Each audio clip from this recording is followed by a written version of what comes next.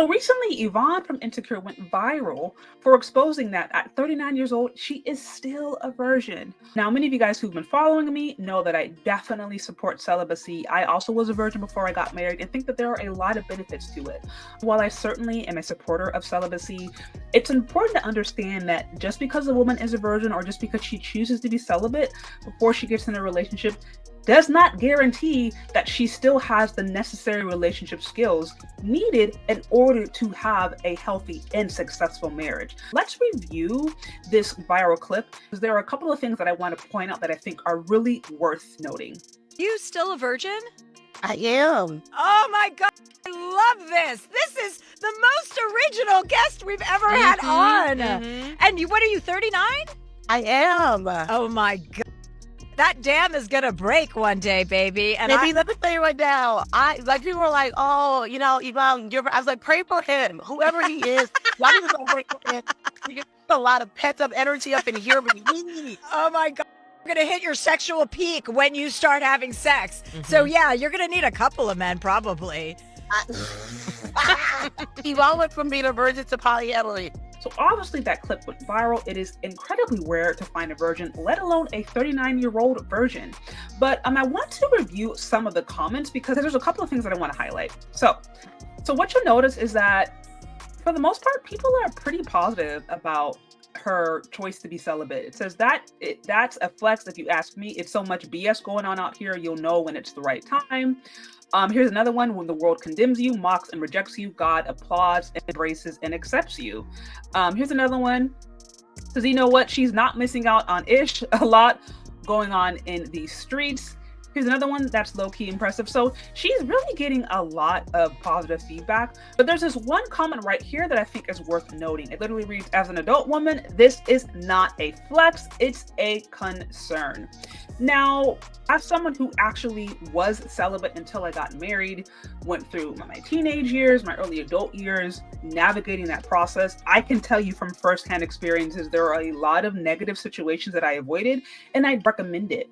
But I think one of the concerns that I have seen among women who decide to be celibate or who do decide to be a virgin, sometimes there is not this emphasis on still developing healthy relationship skills.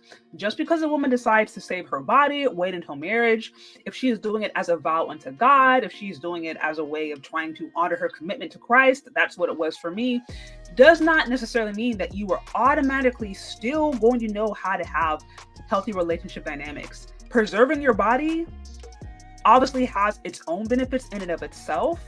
But if you are socially awkward, if you have a bad attitude, if you have a hard time getting along with men, if you have fear of relationships, fear of intimacy, if you don't know how to connect, learning what is marriage even like, what's even the purpose of marriage, what is the role of a wife? Like, again, if you're not working on those things, just because you're a virgin doesn't mean that you're just going to meet this perfect guy and things are automatically going to happen. And unfortunately, one pitfall that I've seen is that women who decide to be virgins, especially as they do it as a vow or an act to God, I almost feel like just because they're a virgin, that means that their relationship dynamic or their eventual husband or whatever is going to be like some Prince Charming. It's just going to be magical. It's just going to be amazing. And that's not necessarily always the case. Like, of course, you avoid a lot of challenges, but you still have to do the work necessary to learn how to be in a relationship. Just maintaining your body, just saying no to sex doesn't mean that you still know how to be a wife.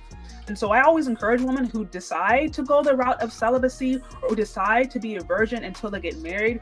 Yes, I will always support that. And I was always promote that. But at the same time, it is equally important that you are still doing your own work and still understanding and learning how to engage in a relationship. And when that doesn't happen, it can become a hindrance, because if in your celibacy and in your journey of virginity, you haven't engaged with men at all, like not even a coffee date or not even any form of healthy interactions, then at a certain point you can become really socially awkward. You can find it hard to connect with a man on any level, and that can just make it really hard for you to ever have a romantic relationship because you haven't developed those other necessary skills to have a relationship. Here's another one that I thought was funny. This dude, I think, is just trolling. It says, after you give your life to Christ, your body count resets. I mean, y'all, the born again version, we've all heard that again. Yet, after you give your life to Christ, in Christ you are redeemed, and in Christ and God, you have a second chance at life. I have seen God heal people. I have seen God transform people. I have seen God do miraculous things.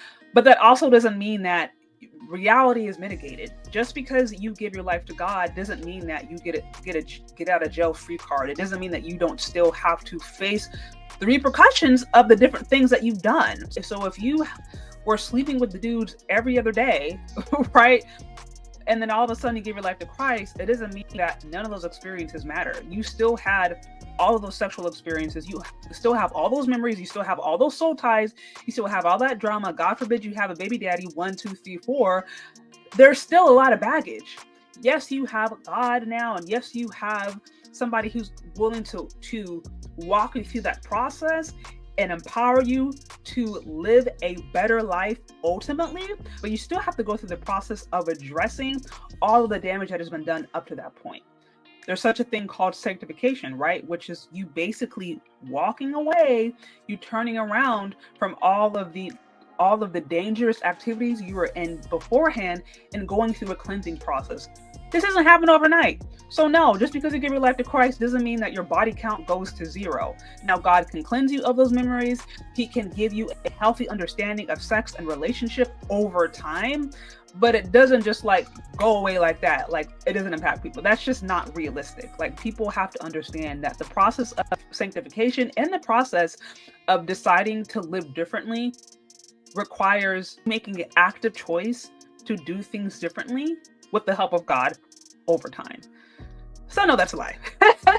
But anyways, we do live in a culture right now that is extreme, where you are seeing more women looking into polyamory, sharing partners, not wanting to commit. So you have that entire extreme, and then you have the other extreme of there being 30, 40, sometimes 50-year-old virgins. And so we are seeing this extreme dichotomy going on right now. The best plan, a lot of the stuff is just a result of culture and the way things have broken down and the way this culture in particular continues to disintegrate. With that said, celibacy and virginity, I think, is a beautiful thing. And I do think that celibacy is a beautiful walk. I support it. I recommend it. But I also would encourage women who decide to go down that route to still be very proactive about doing the internal work, doing the spiritual work, and also doing the practical work of knowing how to engage in a healthy relationship. As I mentioned before, just because you're a virgin doesn't mean God all of a sudden is going to just drop Prince Charming on your doorstep. And it doesn't mean that you don't still have to do your work of learning how to get along with the other person. That is still required. All it means is that you now save yourself from all the extra baggage that you would potentially get in if you were in and out of bed every other day. But anyways, those are my thoughts. What do you think? Do you agree or disagree? Let me know. Leave your questions, comments, concerns. Thank you so much for listening if you've gotten this far, and we'll talk later. Bye.